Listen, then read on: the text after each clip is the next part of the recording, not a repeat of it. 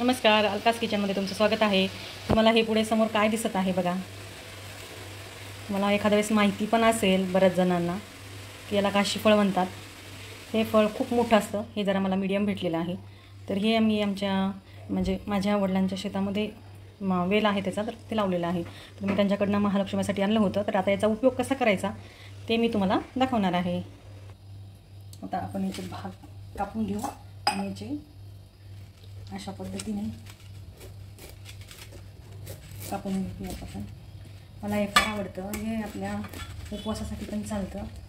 आणि याच्यातल्या बिया आहेत.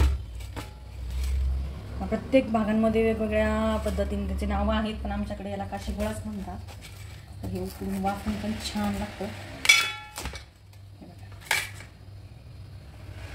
याच्यामधल्या बिया ह्या पूर्ण काढून टाकावं लागतात. हे अशा पद्धतीने पूर्ण काढून टाकायचं. हे आता याचं मी तुम्हाला सांगणार नाही अगोदरच आता काय करायचं आहे ते. आपल्याला कळेलच आता. न्यू काहीतरी वेगळं आहे घेतलेलं आहे. असं पूर्ण चाकूने स्वच्छ करून घ्यायचं आहे. हे बघा अशा पद्धतीने. शक्यतो मुलांना ही भाजी आवडत नाही. माझ्या मुलांना तर नाहीच आवडत, पण मला तरी वाटतं मुलांना हे प्रकार आवडत नाही. तर याच्यापासून आपल्याला काय बनवता येईल असं वेगळं काहीतरी त्यांना करून खाऊ घातलं ना, त्यांना पण आवडेल. अशा साह्याने आपण आता त्याला थोडंसं कट करून. आता मी गॅसवर कुकर ठेवलेला आहे आणि मी ते कुकर गॅस पेटून घेते. आणि कुकरमध्ये आपल्याला छोटं हे बघा एवढा एक ग्लास टाकते मी. थोडा आणखी टाकू, अर्धा ग्लास. छोटा ग्लास असल्यामुळे अंदाजच टाकायचं, जास्त पण टाकायचं नाही. आणि हे जे आहे ना, हे आपण याच्यामध्ये असं हे बघा ह्या फोडी अशा त्याच्यात टाकून.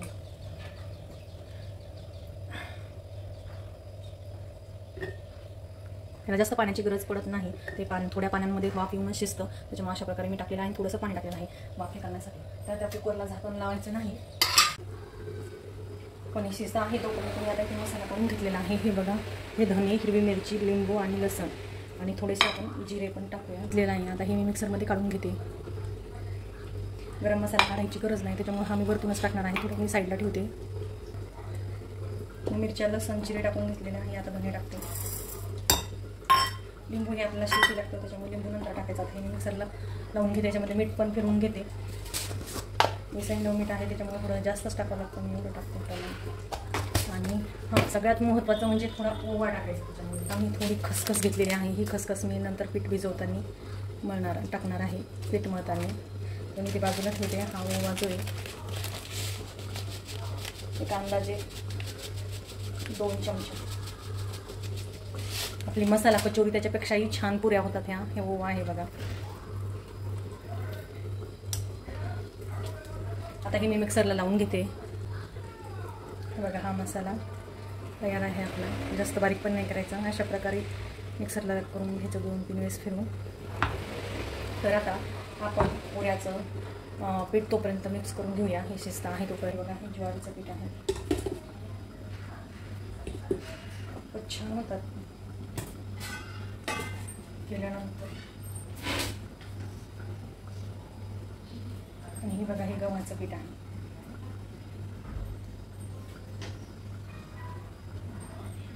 एक अंदाजेच 2 प्लेट ज्वारीचं 3 प्लेट घेतलेलं आहे आणि गव्हाचं 2 प्लेट घेतलेलं आहे. गव्हाचं कमी घ्यायचं, ज्वारीचं पीठ जास्त प्रमाण घ्यायचं. ज्वारीचं पीठ जेणेकरून ते अशी ही नाही झाली पाहिजे पुरी, अशी चिपचिपी नाही झाली पाहिजे, मऊ अशी नाही पडली पाहिजे. ज्वारीची आणि कडक छान पुरी येते. आणि मसाला पुरी ही कडकच पाहिजे, त्याच्यामुळे ज्वारीचं पीठ घ्यायला पाहिजे. जास्त प्रमाण ज्वारीचंच पाहिजे. अशा पद्धतीने आता हे पीठ आपण मिक्स करून घेतलेलं आहे. याच्यामध्ये आपण गरम मसाला टाकून घेऊ.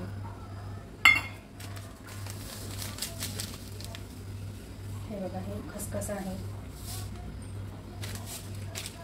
आणि तीळ पण टाकले तर छानच. आता हा मसाला केलेला आहे. बघा दिसतात, छान दिसत आहे. मसाला पण छान दिसतोय बारीक केलेला. बाहेरचं काही विकत आणून खाण्यापेक्षा घरामध्येच काहीतरी मुलांना करून दिलं त्यांच्या आवडीचं तर ते खातात.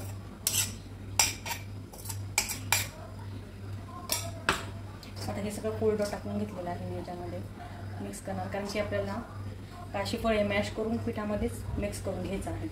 तोपर्यंत मी हे तिखट वगैरे मिक्स करून घेते.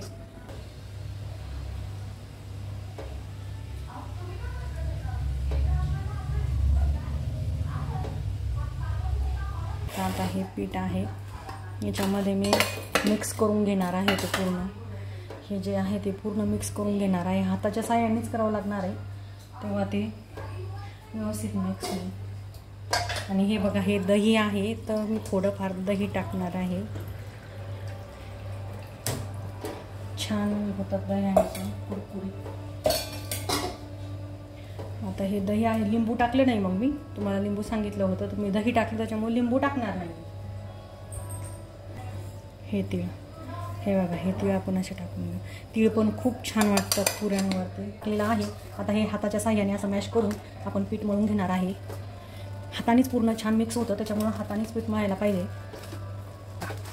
आता हे आपलं मळून झालेलं आहे. हे बघा, हे थोडंसं आपण झाकून ठेवूया 5-10 मिनटं, नंतर आपण याच्या पुऱ्या करून घेऊया. नाही लाटता येत.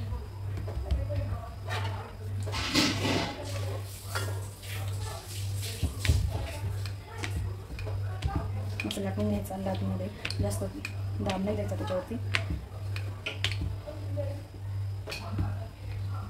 त्याच्यानंतर आपण पुरे टाकायचे. माझी थोडी पुऱ्याची साईज मोठीच असते. ही पुरी एक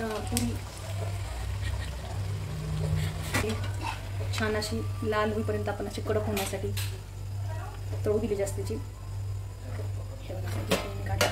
आणि हा एक महत्त्वाचं माझ्याकडनं पण विसरलं ते, आपण पुरी तळताना सर्वात अगोदर आपण थोडंसं त्याच्यामध्ये मीठ टाकायचं, म्हणजे जेणेकरून ती पुरी तेल धरत नाही. शक्यतो ज्वारीचं पीठ असल्यामुळं ती पुरीला तेल लागतच नाही, तरी पण थोडंसं टाकायचं, चिमूटच्यापेक्षाही कमी.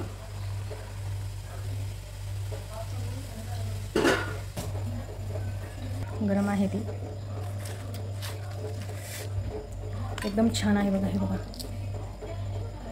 कचोरीला पण म्हणजे मागे टाकणार अशी पुरी आहे ही. तुम्ही करून बघा. आवडल्यास लाईक सबस्क्राईब नक्की करा, आणि करून बघितल्यानंतर मला काय तुमची कमेंट आहे माझ्या चॅनलवर टाका.